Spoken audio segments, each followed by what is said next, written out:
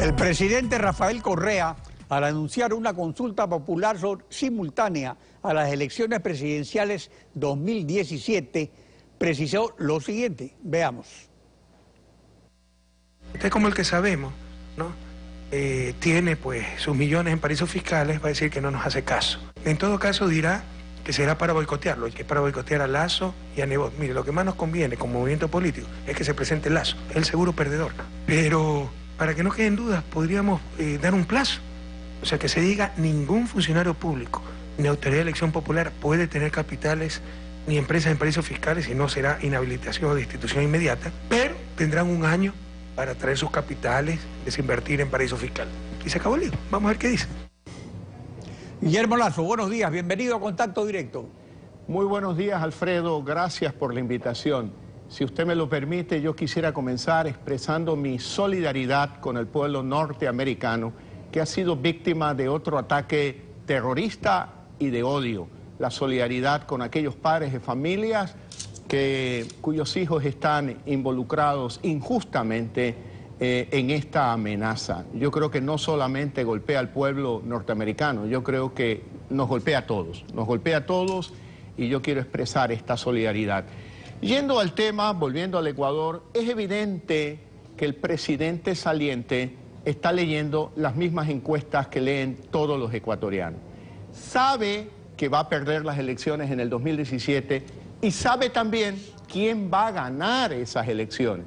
Y recurre a lo que hizo la dictadura de la década de los 70 del siglo pasado, cuando a través del tapetazo descalificó a quien iba a ganar las elecciones en el 2000, en el siglo pasado, que era Assad Bucaram. Pero eso no se lo vamos a permitir porque estamos en el siglo XXI y todos los ecuatorianos reaccionaremos frente a este intento de perennizarse en el poder a través de un paquetazo. Más allá de la utilización electoral de esta consulta, el presidente Correa deja planteado otro problema, que es el eventual conflicto de intereses. Y resulta que si usted trae sus millones, como él dice, al Ecuador, y en vez de estar sus ahorros en el extranjero, como tanta gente, al ser invertidos en el Ecuador, podría más bien crear conflictos de intereses entre el Estado y esas nuevas inversiones. Por eso Sebastián Piñera, cuando fue presidente de Chile, se comprometió a vender LAN, la compañía aérea de su propiedad, el canal de televisión Chilevisión. Usted no es el ciudadano más rico del Ecuador, pero sí el que individualmente paga más impuestos a la renta.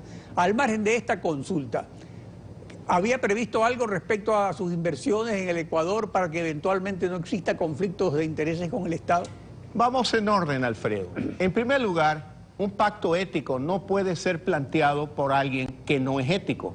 Y no es ético haber usado y abusado del poder para lograr que la Corte de Justicia dicte una sentencia para que él cobre una indecente indemnización por la que no pagó un centavo de impuesto a la renta y la envía, lo primero que hace es enviarle a un paraíso fiscal en Europa que se llama Bélgica, en lugar de invertir en el Ecuador. Indecente y no es ético una persona que pretende decirle al Ecuador: mire, la verdad que yo no sabía quién es el presidente de la principal empresa pública del Estado, Petroecuador. Indecente es aquella persona que nombra presidente del Banco Central a su primo y luego lo defiende diciendo: yo renuncio si me prueban que el título es falsificado. No renunció, ahí se quedó. Evidentemente una persona como la que he descrito no puede plantear un pacto ético. Ahora, el pacto ético que nosotros planteamos es con ustedes, con los ciudadanos honestos de este país. Allá ciertos políticos que hagan sus pactos entre ellos. El pacto con la ciudadanía es el pacto de la lucha contra la pobreza, es el pacto de la generación de empleo, es el pacto de la creación de oportunidades para todos. Le preguntaba respecto al eventual conflicto de intereses porque el presidente propone lo contrario de lo que se hace en otras partes, que más bien le piden al que es presidente que desinvierta en el país. Pero vea usted, Alfredo, vamos en orden, yo no eludo ninguna pregunta. ¿Dónde he invertido yo? En el Ecuador, pues. Es público notorio que estoy vinculado como accionista al Banco de Guayaquil, que tiene un patrimonio en Ecuador de más de 400 millones de dólares, que ha prestado más de 2.000 millones de dólares al sector productivo ecuatoriano, y que cuando yo fui su presidente ejecutivo, porque ya no tengo ninguna actividad bancaria, impulsé el proyecto de bancarización más grande del Ecuador, el Banco del Barrio, que fue premiado por el Banco Interamericano de Desarrollo y, según conozco, ya supera los 5.000 bancos del barrio en todo el Ecuador. Por lo tanto, ¿dónde he invertido yo fundamentalmente? En Ecuador. ¿Cuál es el banco que existe en Panamá y que no solo que no lo he negado, lo he informado desde hace más de 3 años? No es un offshore, es un banco que tiene edificios, que tiene oficinas, que tiene empleados, que está autorizado por la Superintendencia de Banco, que está controlado por la Superintendencia de Banco, que le presta al sector productivo ecuatoriano, es decir, salir afuera para captar recursos y traerlos al Ecuador. Y por último, que está sujeto al pago de una tasa de impuesto a la renta del 25%, que es 3 puntos más alta que la del Ecuador. ¿De qué paraíso fiscal se está hablando? Yo creo que el presidente se quiere referir a aquellos funcionarios de su gobierno que no pueden justificar cómo con un sueldo de 3.000, 5.000 dólares han armado estructuras, eso sí, de papel en Panamá o en paraísos fiscales para esconder patrimonios mal habidos. Por eso el problema no es el destino de los recursos, el problema es el origen de los recursos.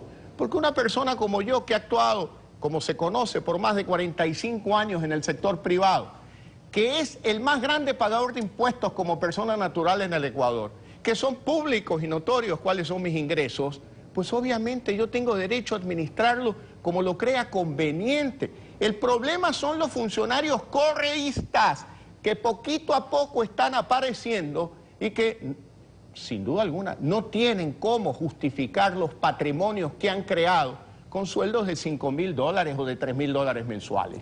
Este miércoles se cumple 1 año del retiro presidencial de los proyectos de herencia y plusvalía, 7 meses de que el presidente anunció su autoexclusión de las elecciones 2017.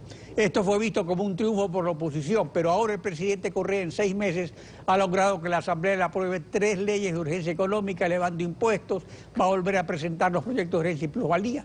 ¿No creen que en el 2016 la oposición ha bajado la guardia y Correa se ha levantado en la lona donde parecía que estaba? No hemos bajado la guardia, mi querido Alfredo.